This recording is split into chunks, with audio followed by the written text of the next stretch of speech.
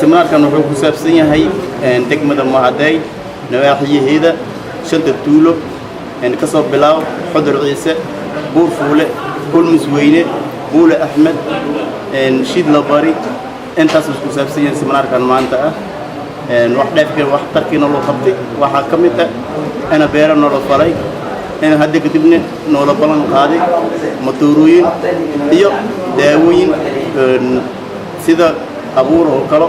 وحيالا سعدنا نور بلان قادي أنت أسمع رجيناي واحد نكرجينا الله كسكوني قدوميها أحمد حسين دقمة معداي وزارة بيرها إلهي بقى مهندس كلا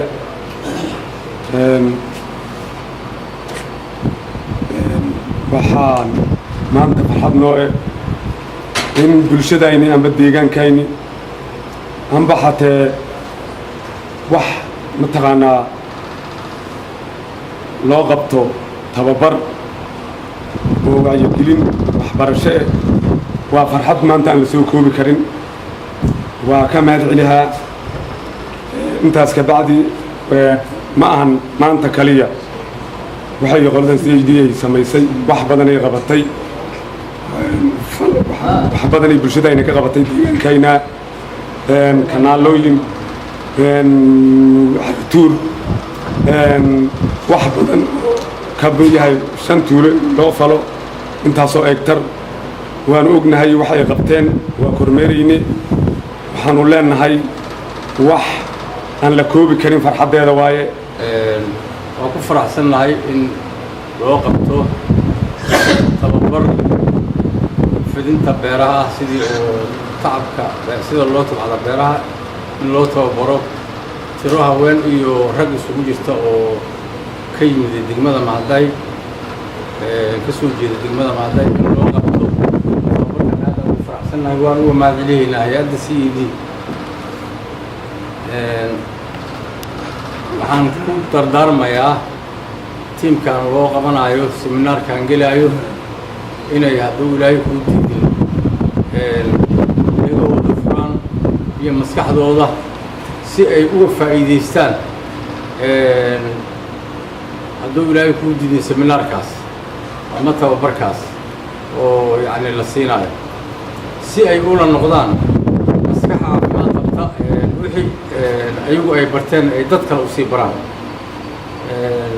marka waxaan leeyahay dhalinyaradan aan fara inay ka faa'iideystaan una faa'iideystaan ilmadii aad ka timaadeen tuulooyinka aad ka timaadeen si aad ugu faa'iideystaan hadduu ilaahay ku diidin si looga faa'iideysto maskaxda caafimaadka qabta oo hore loogu socodsiiyo wax soo saarka waxaan farxadii ah inaan ka soo qayb galo seminaarkan loo qabanayo beeralayda qaar ka mid ah degmada Macday oo ay iska kaashadeen maamulka degmada Macday iyo wasaaradda beeraha oo gacan ka helayo CED hay'adda la yiraahdo ama NGO-ga beeralayda degmada Macday ka socoto waxaan aad ugu faraxsanahay tababarkan aad ku baranaysaan muddada 6 maalmood ah heerka soo saarka beeralayda yararka ah tababarkaad ku qaadanaysaan waa arrin aad u fiican haddaan nahay wasaaradda beeraha waxaa naga go'an inaan garab istaagno beeralayda yararka ah degmada Macday gaar ahaan waxaad la socotaan 5 tuulalkan fadhiso in 300 hektar loo falay beerihii haddana tababar la siinayo waxaa xigi doona in abuur laydin siiyo daawo laydin siiyo